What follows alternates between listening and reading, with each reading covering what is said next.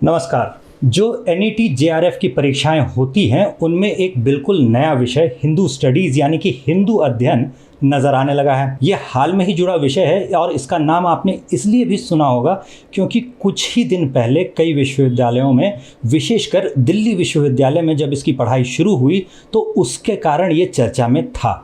इसका पाठ्यक्रम सिलेबस आप आसानी से इंटरनेट से डाउनलोड कर सकते हैं। मैंने लिंक नीचे डिस्क्रिप्शन में दे दिया है, आप चाहें तो उसे वहां से डाउनलोड कर सकते हैं।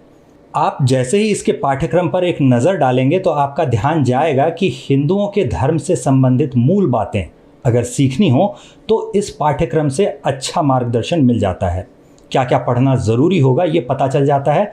यानी कि सिर्फ NET JRF यानी नेट JRF की परीक्षा देने वाले जो छात्र हैं उनके लिए ही नहीं, जो लोग हिंदू धर्म में रुचि रखते हैं वो सभी इसे पढ़कर कुछ न कुछ सीख सकते हैं। अब यहाँ समस्या ये है कि इसमें जो विषय लिखे हैं वो किसी एक पुस्तक में नहीं मिलते। ये विषय नया है तो अभी इस पर कोई एक पुस्तक जिसमें ये सारे के सारे विषय, सारे के सारे यूनिट, इकाइयाँ उपलब्ध हों, ऐसी कोई एक पुस्तक उपलब्ध नहीं है। ऊपर से विषयों का नाम तो लिखा है लेकिन ये जिस विषय के हैं उनकी बेसिक यानी पहले स्तर की आरंभिक पुस्तकों का नाम जो होता है वो भी पता नहीं है। तो इस वीडियो में हम लोग एक विषय न्याय को चुनकर उस पर लिखी हुई पुस्तकों की बात कर रहे हैं। इस पाठ्यक्रम में जो चौथी और पांचवी इकाइयां हैं, फोर्थ और फिफ्थ यूनिट्स, उसमें न्याय शास्त्र की बात की गई है। विद्यार्थियों को संभवतः ये पता होगा कि न्याय और वैशेषिक, ये जो हिंदुओं के षड दर्शन की दो धाराएं हैं, ये कई मामलों में ऐसे मिलते जुलते से होते हैं कि इन्हें अक्सर एक साथ ही पढ़ा जाता है। इसके लिए जो सबसे आरंभिक पुस्तकें होती हैं वो हैं तर्क भाषा और तर्क संग्रह। इन्हें अन्नम भट्ट की रचना बताया जाता है और बच्चों को न्याय और वैशेषिक के सिद्धांत समझने में सुविधा हो, इस उद्देश्य से इनकी रचना की गई थी। आप देख सकते हैं कि हिंदी अनुवादों और टीका के साथ भी ये कोई बहुत मोटी किताबें नहीं होती। चौखंबा प्रकाशन से तर्क संग्रह मुश्किल से 50 रुपये में और तर्क भाषा जिसमें आचार्य विश्वेश्वर की टिप्पणी है वो 145 रुपये में उपलब्ध है। और ये ग्रंथ न्याय और वैशेषिक के कितने महत्वपूर्ण ग्रंथ हैं इसका अनुमान आप इस बात से लगा सकते हैं कि 17वीं शताब्दी में लिखे गए इस ग्रंथ की 90 से अधिक टीकाएं उपलब्ध हैं। यानी केवल 200 साल में इसकी 90 टीकाएं लिखी गई। हर 2 वर्ष में एक टीका इसकी लिखी जा रही थी, ऐसा एवरेज हम लोग जोड़कर मान सकते हैं। अब सवाल उठता है कि इनमें जो विषय है वो क्या क्या है। तो द्रव्य, गुण, कर्म, सामान्य, विशेष, समवाय तथा अभाव, ये जो 7 पदार्थ होते हैं वो तर्क संग्रह के प्रतिपाद्य विषय हैं। तो आचार्य विश्वेश्वर की तर्क भाषा पर जो हिंदी टीका है उसे पढ़ने से आप चौथी और पांचवी इकाई के अधिकांश भाग देख सकते हैं। ये सभी भाग आपको मिल जाएंगे। अब देखा जाए कि इससे आगे क्या होता है। हो सकता है न्याय दर्शन में आपकी अधिक रुचि हो, शास्त्र विश्लेषण की जो भारतीय पद्धति होती है, प्रमाता, प्रमाण, प्रमेय और प्रमा, इनके बारे में आप और अधिक जानना चाहते हो तो ऐसे में आपको अंग्रेजी में आने वाली सतीश चंद्र चटर्जी की लिखी हुई द न्याय थ्योरी ऑफ नॉलेज, इससे मदद मिल जाएगी। ये कोई नई पुस्तक नहीं होती है, ये कई साल पहले लिखी गई थी। और जो पांचवी इकाई है, फिफ्थ यूनिट, उस पर कुछ वर्ष पहले राधा वल्लभ त्रिपाठी जी की लिखी हुई वाद इन थ्योरी एंड प्रैक्टिस नाम की पुस्तक आई है।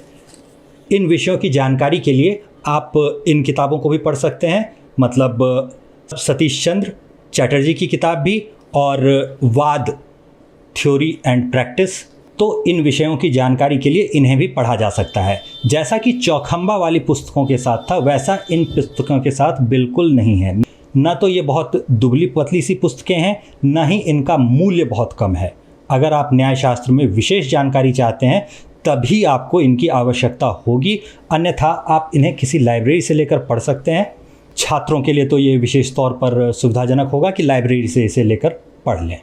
न्यायशास्त्र के बारे में जैसा कि आपको पता होगा, अक्षपाद गौतम ऋषि इसके प्रवर्तक थे और उन्होंने जो न्याय सूत्र लिखे थे उन्हीं से इस विषय का विधिवत अध्ययन आरंभ हुआ माना जा सकता है। उनके न्याय सूत्र पर जो सबसे प्रतिष्ठित अनुवाद और भाष्य जैसा है उसे महामहोपाध्याय गंगानाथ झा का लिखा हुआ बताया जाता है और ये करीब करीब 2500 पन्नों की पुस्तक है और विषय में अत्यधिक रुचि है तो आज नहीं तो कल आप इस ग्रंथ तक पहुंच जाएंगे।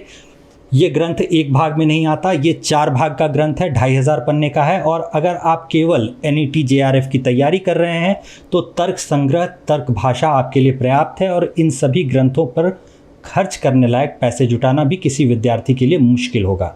इन्हें पूरा पढ़ जाने में जो समय खर्च होगा वो तो होगा ही, यानी विद्यार्थी हैं तो इन ग्रंथों को रहने दीजिए। शुरू में जो तर्क संग्रह और तर्क भाषा बताया उतने से उचित समय सीमा में आपकी पढ़ाई हो जाएगी। हाँ, अगर प्रामाणिक ग्रंथों की बात करें तो न्याय सूत्र पर ही नहीं, कई अनुवादों के मामले में महामहोपाध्याय गंगानाथ झा की पुस्तकें प्रामाणिक मानी जाती हैं। तर्क भाषा के लिए आचार्य विश्वेश्वर के अलावा केशव मिश्रा की जो टीका है उसका अनुवाद देख सकते हैं, वो भी करीब 550-600 पन्नों की किताब होती है, काफ़ी मोटी सी होती है। इनके अलावा दिल्ली विश्वविद्यालय से पत्राचार्य पाठ्यक्रम यानी कि डिस्टेंस मोड में जो लोग पढ़ाई कर रहे होते हैं उनके पास जो पुस्तकें आती हैं उसमें हिंदी में करीब 100 पन्नों का एक बुकलेट है जिससे ये न्याय का जो पाठ्यक्रम है ये पूरा पढ़ा जा सकता है। आर्काइव लिंक पर डाउनलोड किए जाने के लिए इनमें से अधिकांश पुस्तकें उपलब्ध हैं। इंटरनेट से डाउनलोड के कुछ लिंक भी आपको नीचे डिस्क्रिप्शन में मिल जाएंगे। उम्मीद है इतने से आप इस विषय की पढ़ाई शुरू कर पाएंगे। चूँकि नेट JRF के पाठ्यक्रम में 10 इकाइयाँ 10 यूनिट्स हैं तो हम लोग अलग अलग इकाइयों के लिए कौन कौन सी पुस्तकों से जानकारी मिलेगी इसकी चर्चा शुरुआत के कुछ वीडियोज़ में कर लेंगे। अगर आपको न्यायशास्त्र की कोई और पुस्तकें या कोई और पुस्तक अधिक पसंद हो, बेहतर लगी हो तो उसका लिंक आप कमेंट में डाल सकते हैं या उनके बारे में आप अपने कमेंट्स के ज़रिए मुझे बता सकते हैं। आपके प्रश्नों का, जिज्ञासा का और आलोचना का भी स्वागत रहेगा। जो भी हो वो कमेंट में ज़रूर छोड़ दें। अगली चर्चा में फिर मिलते हैं। धन्यवाद।